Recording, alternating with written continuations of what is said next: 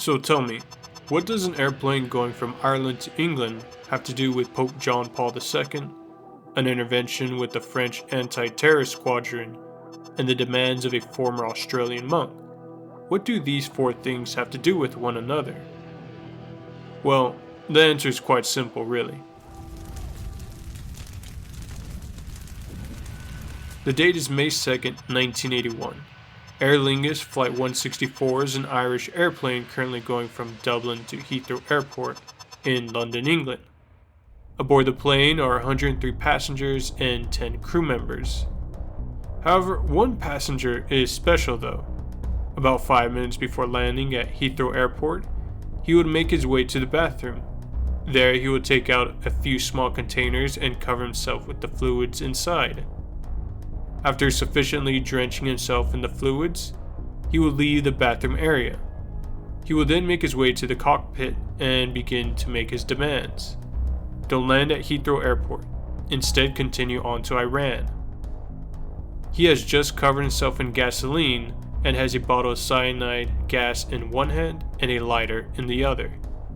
If they don't comply, he will set himself on fire and burn the whole plane down. It's the pilot's choice. The pilot, Captain Edward Foyle, chose to keep on going.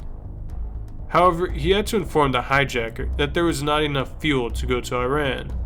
The best he can do was France. The hijacker agreed.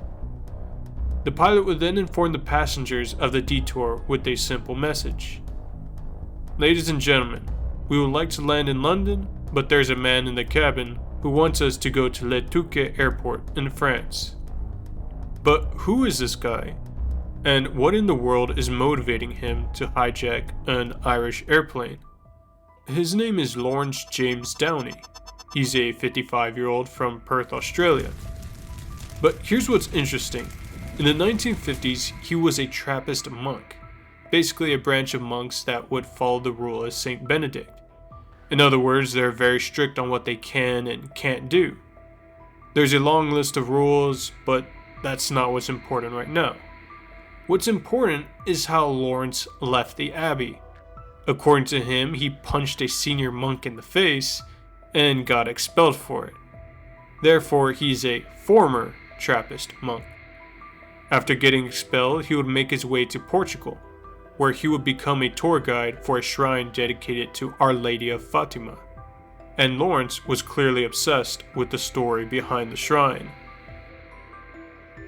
1917, Fatima, Portugal. The Virgin Mary appears before 3 children, and each child claimed to have a vision. Each of these visions will be known as the Secrets of Fatima. The first 2 secrets would be known to the public. The first vision was of the souls in hell. The second vision was of a catastrophic future. Many believe that this was a prediction of the Second World War. However, the third and final secret would be closely guarded and kept hidden from the public, only known to the current Pope and a few top church officials. And in case you're wondering exactly how obsessed Lawrence is with the third secret, well, you have your answer. This whole hijacking revolves around using the passengers as leverage against the church to reveal the last secret. As the plane lands in France, the French authorities are already present and waiting, clearly ready to begin negotiations. Seeing this, Lawrence would throw his list of demands out of the cockpit window. Well, it's not really a list of demands, more like a 9-page manifesto describing his background and the importance for the church to release the third secret of Fatima. Besides the demand for it to be published by an Irish newspaper, it also includes a demand for French authorities to refuel the plane so he could fly to Tehran, Iran. Allegedly, people who knew him said that he was an eccentric person who drafted a new constitution for Iran to follow. How this demand fits into Lawrence's master plan of revealing the third secret of Fatima remains unclear. After an 8-hour standoff, Lawrence would allow a woman who was feeling ill to leave the plane by ambulance. What Lawrence didn't know was that the ambulance was full of French special forces getting ready to storm the plane. They rushed inside and were able to overpower Lawrence without firing a shot. 12 hours after the plane first deviated course from London, the hijacking was over.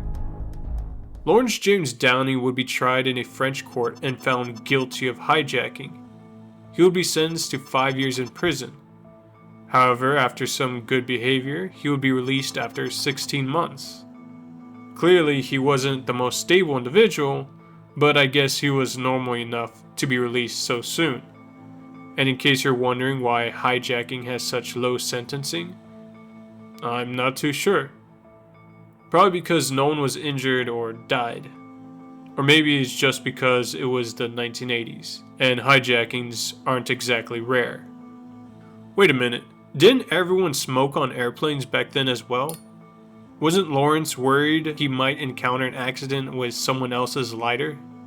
Well, actually, he wasn't, because he never really doused himself in gasoline to begin with. They were just bottles of water that he poured on himself. Some articles say that he did have some gasoline and did douse his hands with it, while others say he had no gasoline at all. Information on that part is a little conflicting. As for what happened to the third vision, or rather the third secret of Fatima, it would remain hidden. Inside Lawrence's briefcase would be many papers suggesting what the third secret could be. His predictions ranged from the second coming of Christ to the apocalypse. Some very world-changing stuff. And as I said earlier, the third secret would remain hidden. At least until May 14th, 2000, when Pope John Paul II would finally release it to the public. The third secret spoke of a bishop in white who was shot by a group of soldiers who fired bullets and arrows into him. Many people would link this to the assassination attempt against St. John Paul II in St. Peter's Square on May 13, 1981. Is that it? Alright, I'm not gonna lie, but I'm a little disappointed. You know, after such a long build-up, I was expecting a little more than that. It feels a little anticlimactic. I guess it is what it is. But that's about it for this story. I found it pretty interesting and I hope you did too. I'll be back as soon as I can with another story. Later.